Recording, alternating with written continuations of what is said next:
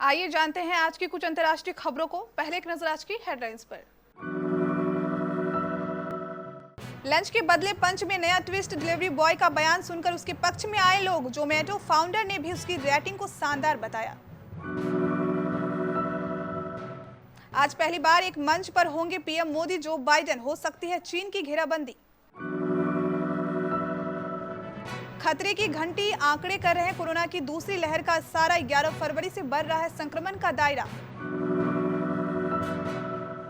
आखिर चीन में क्यों बिक रही डोनाल्ड ट्रंप की यह प्रतिमा, धड़ल्ले से खरीद रहे चीनी, मजेदार है वजह। सीरम का झटका, 3 देशों ने कोविड शील्ड का इस्तेमाल रोका। कोरोना टीका लेने के बाद कुछ लोगों में बना था खून का थक्का। बाजार में रहा दबाव, निफ्टी ने होल्ड किया 15,000 का स्तर। सेंसेक्स 51,000 के नीचे फिसलकर हुआ बंद। आज फिर सस्ता हुआ सोना, 45,000 रुपए से भी कम है 10 ग्राम का रेट। हाथों में हाथ रहे तू मेरे साथ रहे, रणबीर कपूर के लिए आलिया भट्ट के धड़कते दिल से निकली दुआ। मिताली राज ने रचा इतिहास, 10,000 रन बनाने वाली बनी पहली भारतीय महिला क्रिकेटर। बेंगलुरु में ऑर्डर कैंसिल करने पर युवती पर हमला करने के आरोप में जोमेटो के डिलीवरी बॉय को बुधवार को गिरफ्तार किया गया, लेकिन अब मामला थोड़ा उलझता नजर आ रहा है। डिलीवरी बॉय कामराज ने घटना पर अपना पक्ष रखा है। कामराज का दावा है कि युवती ने खुद ही अपने को चोट पहुंचाई। दरअसल एक कंटेंट क्रिएटर हितेशा चंद्रानी ने सोशल मीडिया पर वीडियो डालकर आरोप लगाया था कि जोमेटो के डिलीवरी बॉय ने उनके चेहरे पर पंच मारा था, जिसके बाद मामला सुर्खियों में आया। क्वाड देशों की महत्वपूर्ण बैठक आज वीडियो कॉन्फ्रेंसिंग के जरिए होगी। इस बैठक में पहली बार प्रधानमंत्री नरेंद्र मोदी, अमेरिकी राष्ट्रपति जो बाइडेन किसी अंतर्राष्ट्रीय मंच पर होंगे। इस समिट में ऑस्ट्रेलियाई पीएम स्कॉट मॉरिसन और जापान पीएम योशिहिदे शामिल होंगे। दुनिया के 4 ताकतवर लोकतांत्रिक देशों के नेताओं की अहम बैठक में कोरोना वैक्सीन, तकनीकी सहयोग, क्लाइमेट चेंज जैसे मुद्दे प्रमुख रह सकते हैं, लेकिन माना जा रहा है कि सबसे महत्वपूर्ण मुद्दा चीन का ही हो सकता है। कोरोना के शुरुआती दिनों और फिर महामारी के दौरान चीन के रुख की वजह से अंतर्राष्ट्रीय मुश्किलें पैदा हुई। शुरुआत में चीन पर कोरोना की जानकारी न मुहैया कराए जाने के आरोप लगे। इसे लेकर पूर्व अमेरिकी राष्ट्रपति डोनाल्ड ट्रंप ने खुलेआम चीन की निंदा की थी। फिर अप्रैल मई 2020 में चीन ने भारत की सीमा का अतिक्रमण करने की कोशिश की, जिस पर शुरू हुआ विवाद हाल में कुछ शांत हुआ है। दक्षिण चीन सागर में भी चीन लगातार अपनी दादागिरी दिखाता रहा है। देश में कोरोना के मामले तेजी से बढ़ रहे हैं। गुरुवार को 24 घंटों के दौरान इस साल कोरोना के सर्वाधिक 22,854 मामले सामने आए।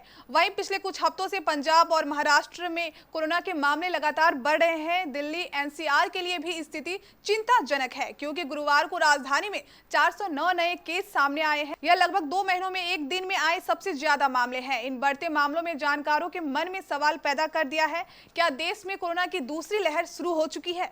इस तरह कोरोना के बढ़ते मामलों से कई सवाल सामने आकर खड़े हो रहे हैं, लेकिन ये 4 बिंदु काफी है ये बताने के लिए देश में कोरोना की दूसरी लहर आ गई है और वो पूरे देश में फैल रही है। अमेरिका के पूर्व राष्ट्रपति डोनाल्ड ट्रंप फिर चर्चा में है, लेकिन इस बार वे अपने उठाए गए किसी कदम या दिए गए किसी बयान को लेकर सुर्खियों में नहीं है, बल्कि मामला कुछ और है। दरअसल चीन के बाजारों में अब ट्रंप की प्रतिमाएं बेची जा रही है। इन प्रतिमाओं को बुद्ध के रूप में तैयार किया गया है। डेनमार्क, नॉर्वे, आइसलैंड ने गुरुवार से कोविड शील्ड के इस्तेमाल को तत्काल प्रभाव से रोक दिया है। रिपोर्ट के मुताबिक इन देशों में कोविड-19 की वैक्सीन एस्ट्राजेनेका लेने के बाद कुछ लोगों में खून का थक्का बना था। उसके बाद यह फैसला लिया गया। हालांकि भारत अभी भी इस वैक्सीन का इस्तेमाल कर रहा है। नेशनल एक्सपर्ट पैनल के मुताबिक उन मामलों पर बारीकी से निगाह रखी जा रही है जिनमें वैक्सीन लेने के बाद मरीज को अस्पताल में दाखिल कराया गया। वैक्सीन के बाद जिनकी मौत हुई, उन मामलों का भी अध्ययन पैनल कर रहा है। अनचाहे कॉल्स और एसएमएस पर अब टेलीकॉम रेगुलेटर टीआरएआई ने सख्त रुख अपना लिया है। टीआरएआई ने बैंकों और कंपनियों को चेतावनी दी है कि 3 दिन के अंदर टेलीकॉम सर्विस प्रोवाइडर के पास रजिस्ट्रेशन करवा ले। इसके बाद रजिस्ट्रेशन नहीं करवाने वाली कंपनियों के नाम टीआरएआई की वेबसाइट पर डाला जाएगा और उनके एसएमएस ब्लॉक कर दिए जाएंगे। आपको बता दें कि सोमवार को अनचाहे एसएमएस ब्लॉक करने का नया सिस्टम शुरू हुआ था और रजिस्ट्रेशन न होने की वजह से कई तरह के जरूरी एसएमएस भी ब्लॉक हो गए थे। इस हफ्ते की शुरुआत में एमसीएक्स पर सोने का अप्रैल वायदा 44,218 रुपए प्रति 10 ग्राम पर बंद हुआ था, लेकिन इसके बाद इसमें मजबूती लौटी। तब से लेकर आज कारोबारी हफ्ते के आखिरी दिन वीकली आधार पर देखें तो सोना 44,700 से 44,880 रुपए की एक छोटी सी रेंज में ही घूमता नजर आया है। साल 2021 की शुरुआत में सोना 50,000 रुपए प्रति 10 ग्राम के ऊपर था।